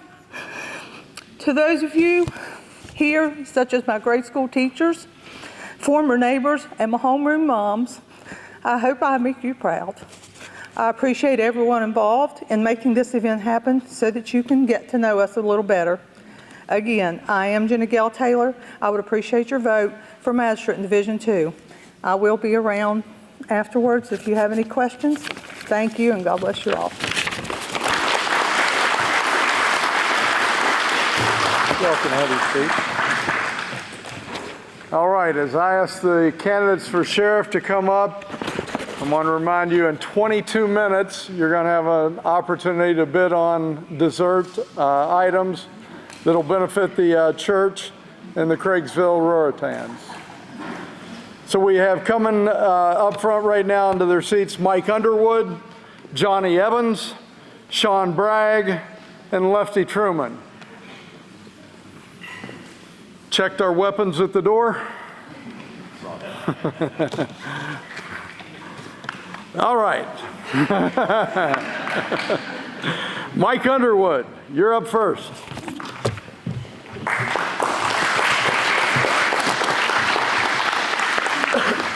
Good evening. Thanks for coming, giving us an opportunity to talk. I am Mike Underwood. I am running for sheriff. Tell you a little bit about myself in case you don't know me. I've lived in Summersville most of my life except for the 8 months I spent at the State Police Academy and when I was stationed down in Golly Bridge before I moved back here and been here ever since. My mom and dad my mom was Hazel Underwood. She worked for the Board of Education, retired from there, and she passed away in 2014 with cancer. My father is Eugene Underwood, also known as Poppy, as if you know him on the golf course or in Summersville. Everybody calls him Poppy. He's a retired businessman from Summersville with Sears, HP store, Classic Auto. I have a sister, Michelle Underwood. She's the director of nursing at the county health department here in Nicholas County. I have one daughter, it's Madison Underwood, lives in Summersville. Like I said, I'm originally from here, graduated from Nicholas County High School in 1988. Got a bachelor's degree from Fairmont State College in criminal justice. Graduated from there, went to applied for the West Virginia State Police, got in there in 1994. While we was there back then, we also got a degree, associate's degree in police science from Marshall University. Retired from the state police with 26 years in 2020. Throughout my career in the state police, I've had basic narcotic investigation classes, commercial motor vehicle interdiction classes, criminal patrol interdiction classes, safe building entry class, as what they call the OST, which was the Officer Survivability Trainer down at the State Police Academy, which entails when the basic classes from the city, county, and all gets ready to graduate, we put on scenarios to help them on traffic stops, domestics, and all to help them get prepared to work on their, along with the cadets that's getting ready to graduate. So I've been around. My last job, I worked with the health department as their threat prep coordinator. I had to resign back in July of last year to run for sheriff. While I was at the county health department, we had the LAPC meetings, worked together with all of the first responders in the county. I took classes on the incident command class, shooting awareness class at the workplace. So since July, I've been on the campaign trail with these fine gentlemen that's sitting here. Been involved in the community for most of my life here in Nicholas County, as far as coaching Little League Baseball, Little League Softball, girls, umpiring Little League Baseball. I'm the president of the Bill Jockman Memorial Association. I've been a past president of the local chapter of the Fraternal Order of Police here in the county. So I want to talk about the issues that I see if I'm sheriff, what I'm going to come up with and do. First thing, we got to get better environment with the youth. And that starts not only while you're working in a uniform, like I've done outside of my career when you're off duty. You got to get the kids to know you while you're off duty too, not just because when they see you in your uniform.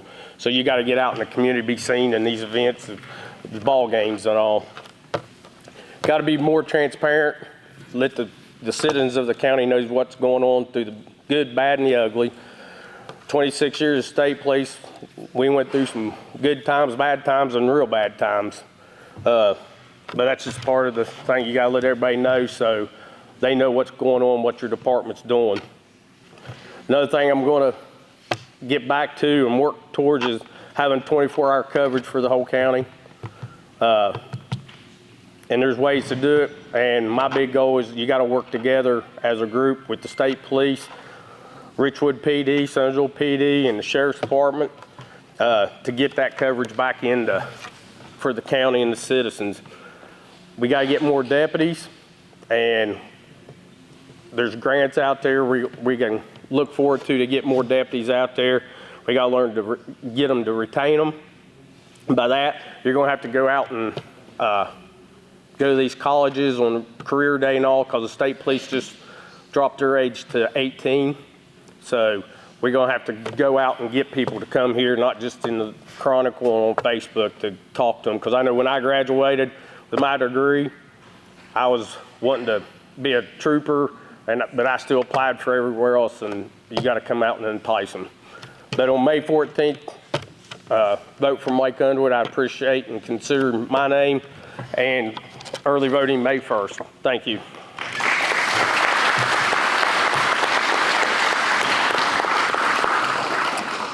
Next, we have Johnny Evans.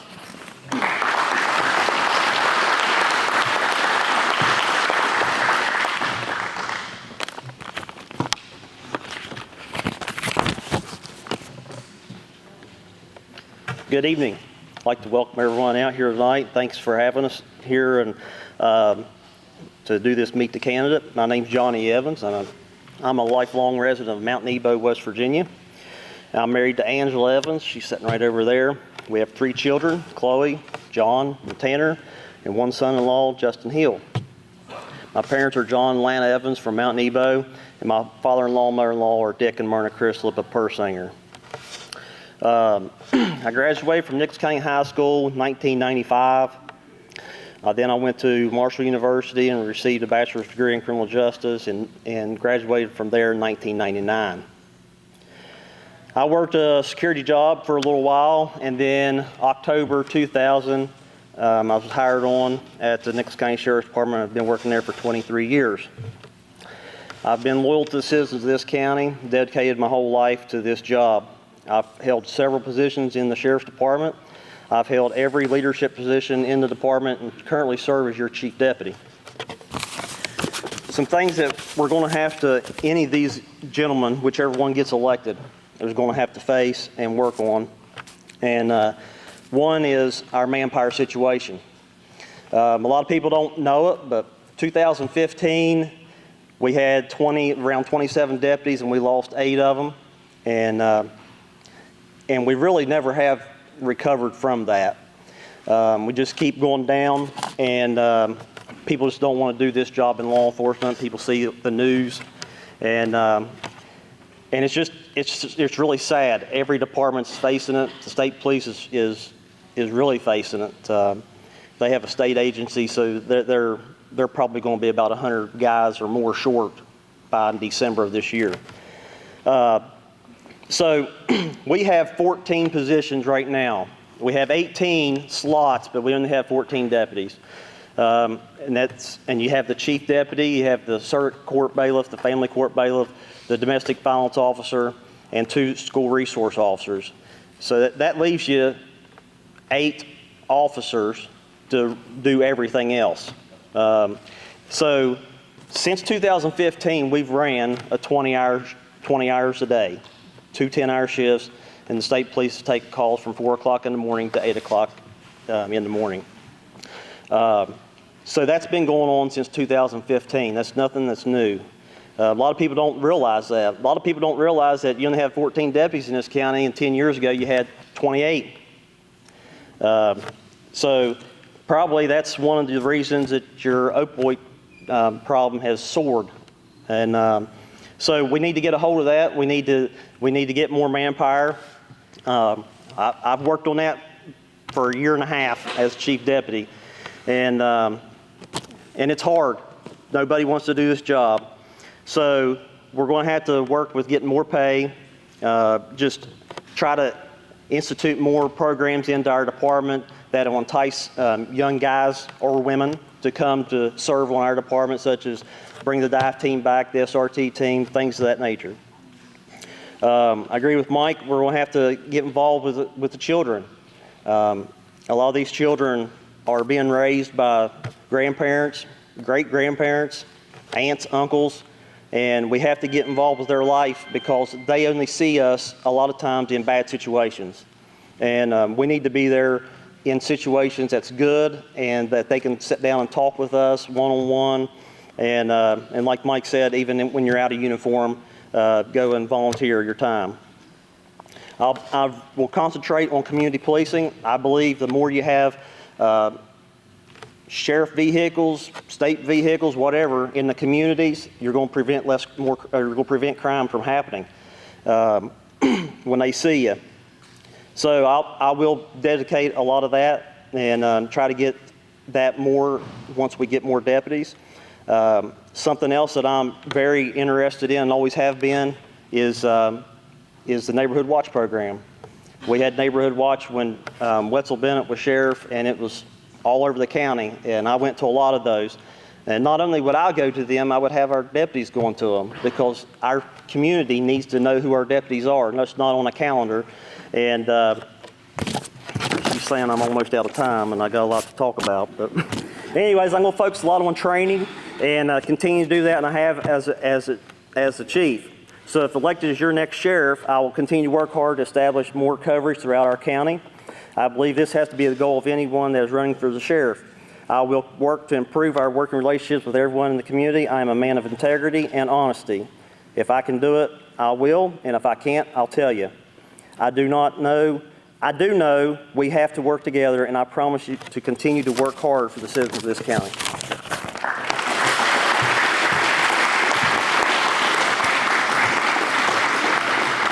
Before I invite Sean up, I want to tell you, I just took a look at the desserts back there. I have never seen desserts like the desserts back here on this table. So we're going to have a good time shortly. Sean Bragg.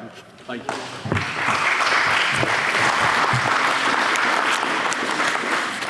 Good evening. I am Sean Bragg. I live right here in Cradesville. I'm married to Marcy Bragg right there. We've been married 29 years. I want to get right to business. I heard Mr. Evans or Chief Evans say that nobody wants this job. Well, tonight I want this job because I care about this county. Okay? A little bit about me. I was in the military for 26 years. I'm a retired combat vet of 2 tours. I know how to handle myself when people say, you know, I've heard people say that I'm not experienced. Well, I'm very experienced with weapons and all those things. But where I want to go is here, okay?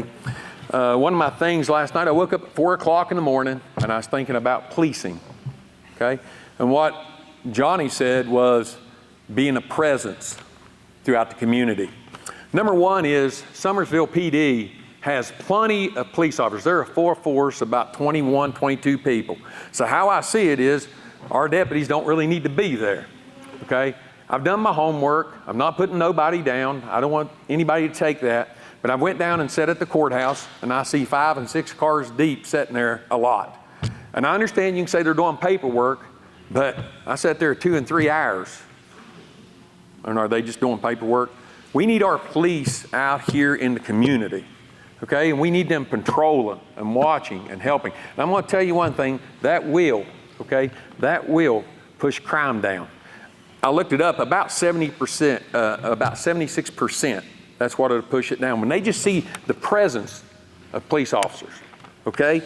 I was out at the Little League the other day, and there was 168 kids present, all right? 168 kids, I'm umpiring out there, and I didn't see one police officer. That's a soft target. I don't know if anybody knows that, okay? But that ain't the only time, all right? But 168 kids out there having fun, and not one police officer present. That's kind of sad and kind of scary, I think. All right, I began to think about not only policing, but police response time. Sometimes it takes 2 to 3 hours for somebody to respond.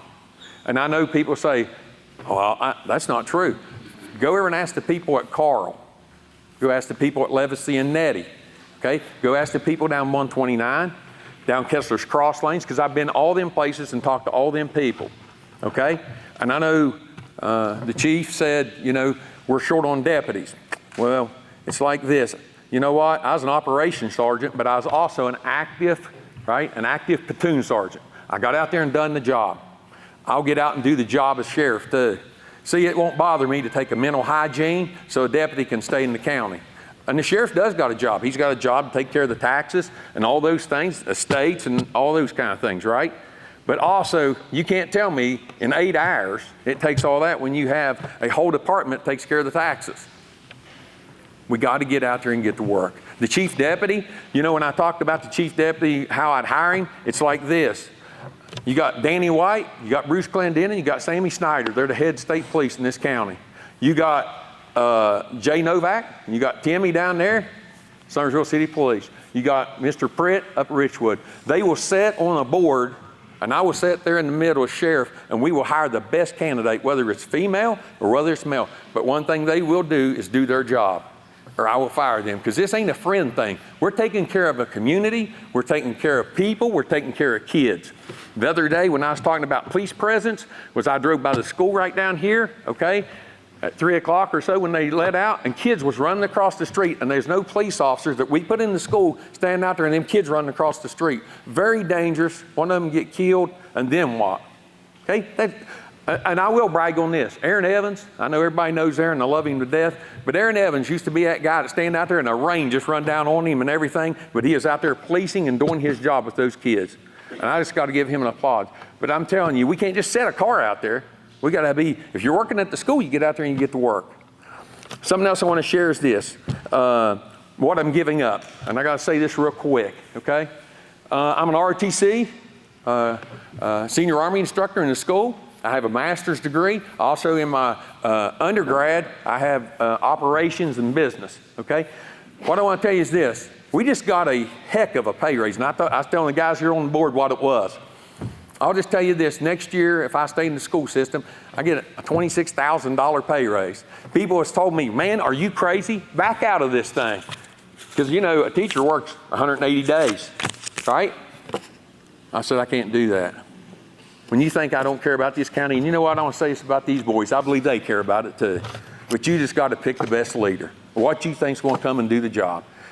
May 14th, I hope you vote for me, because I tell you what, I will do the job. I'm full of energy. I don't go to sleep. Let's get this job done, all right? We need change. Thank you.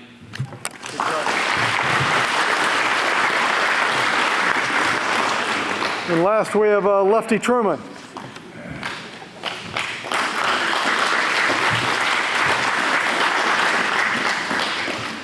Hey, my name is Lefty Truman. And I am not a politician, so I'll probably be walking around. I ain't loud enough, yell at me, and I can get louder. I got 35 years that I've worked for either Summersville PD or I've worked for the Sheriff's Department. I've been all the way from a patrolman to a lieutenant in the Summersville Police Department. I've been a deputy all the way up to a corporal. And then I had to quit my job to run for sheriff. I've been in the Marine Corps. I come in the Marine Corps in '83. I went to the Marine Corps and come out. And also I served with Mr. Bragg right here when we went overseas to Iraq. And I was about 40 years old. Probably the dumbest thing I ever done in my life. Because I mean, they whooped my butt over there. 40 years old, you don't want to do that. You want to do it at a young age. Let's see, my mom and dad is Mary Truman, Ronnie Truman is who they are. I've got I got 2 brothers and I got 2 sisters, and everybody lives out of the state. I got 2 boys, Jason and Carter. Jason is a PA down in Charleston. He works for Women's and Children, the ER there. My other boy, he is going to go to Jordan as a missionary. He's going to go to Jordan. And it's kind of scary on that bit right there, but I'm thinking Iraq is shooting everything over to Israel, so Jordan's right here. So we're hoping, you know what I'm saying, it goes good. Let me start with this right here. For everything, there is a season.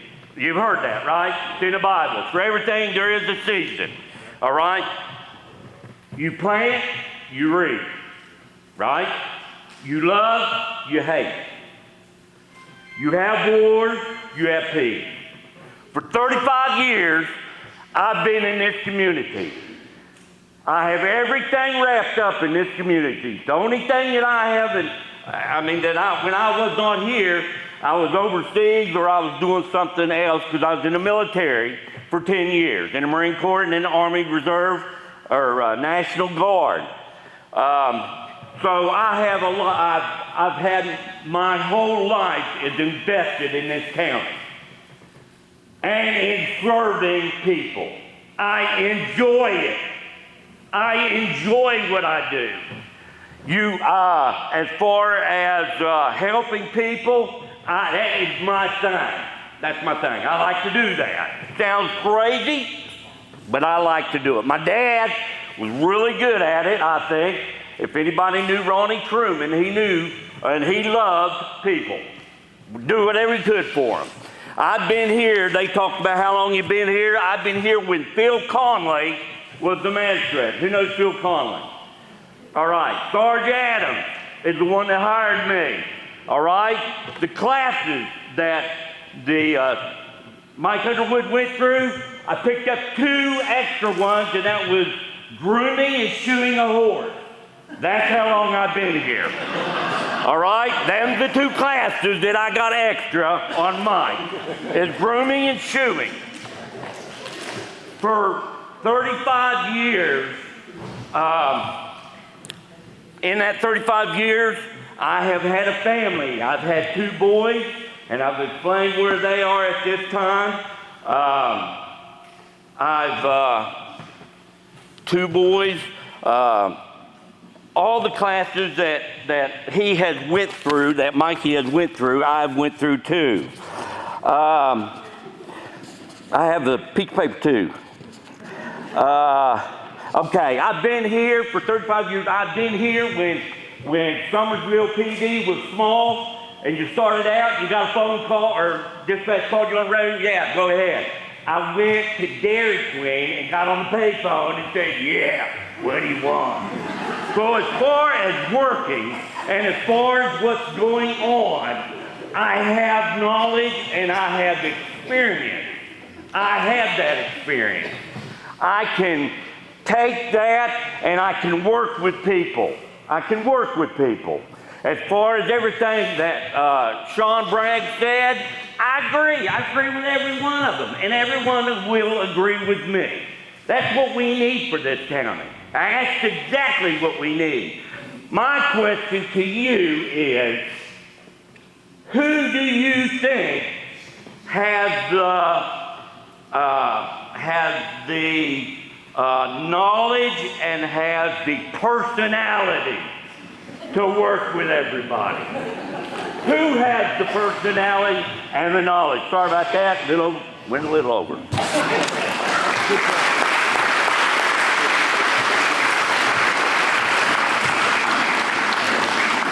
All right.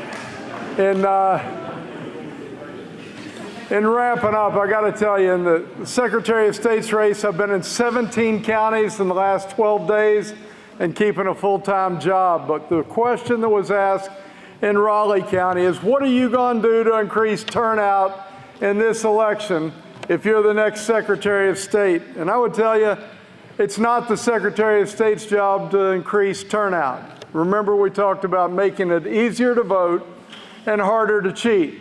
It's the candidates that you have just heard from talking about keeping the peace, where cases will be decided, making tough decisions, how the docket affects the jail bill for the county, moving cases along, the experience of these candidates, the court system, tourism, sewer and water extensions, the sanctity of life, the Second Amendment, quality of life issues, schools and school choice, economic development, the opioid and fentanyl crisis, personal stories about why each of these candidates are running, education, air quality, the Rolling Thunder coal mine.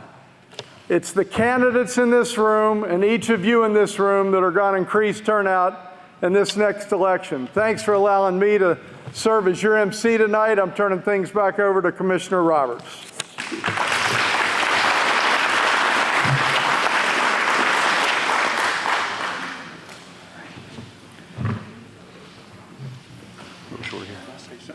Yeah, good. Trustee here. Hello, everyone, and no, I'm not running for anything. I just wanted to say a couple words as a trustee here at St. Luke's.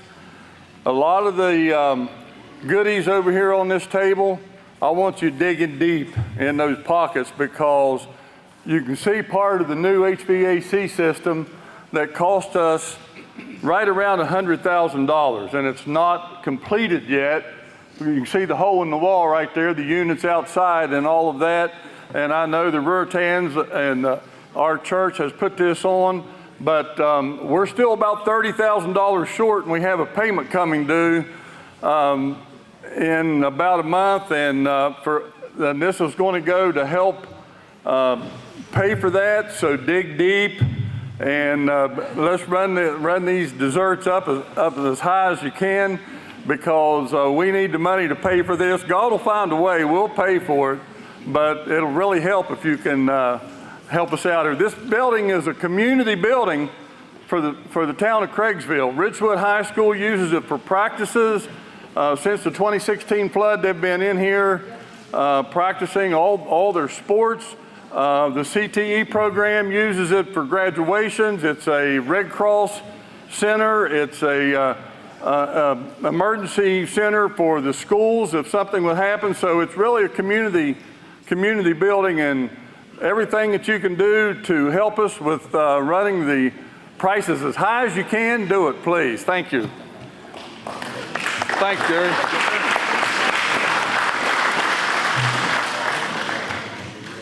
All right, folks, just wanted to say a couple words here. First off, when I signed up for the United States Marine Corps, I wrote a blank check to the United States government for up to and including my life, right? That's what we always said we're in the Marine Corps. I'd like to ask everybody that's running for office to please stand. Please. These folks are writing a check. That check is transparency. 24 hours a day, people want to have access to you. You're putting a target on your back. I make a joke, but there's a lot of truth to it. I said, if I ever knocked a kid off the monkey bars accidentally in the 2nd grade, he's not going to vote for me, and he's going to tell all of his friends not to vote for me. You learn a lot about people. I say go on the merits, the morals, and values of folks, but I want to give all these folks an applause for stepping up to want to lead our county. I mean, that's a huge undertaking. You got anywhere from, I think, 2 years as a delegate up to 8 years as a judge? 8? Is that 8 years? That's 8 years. That means that themselves, their families, their friends, everybody serves in that position. You have a lot of things that you're obligated to do in the community outside of the job, and I just want to give them a round of applause. Thank you, guys. You can be seated. So we're going to have the station set up around the outside of the walls here. If you have any questions, go ask them. I know a lot of times it's nerve-wracking to set up in front of about almost 100 people and ask questions. That's what they're there for. We're going to kick into a dessert auction. There's a lot of absolutely delicious stuff back here. I always say fat kids love cake. I love cake, and everything back there looks absolutely delicious. So there's a lot of fun. You guys will see them bidding up. Watch. Please partake. Like they said, it benefits the Rurtons and St. Luke's. Goes to a good cause. I believe there's about 30-some desserts back there. Some will go for a higher price, some will go for a lower price, but I think we got something there that's in everybody's price range. Once again, I want to thank everybody for coming out. Thank you guys for being an informed and involved part of the community. Appreciate it.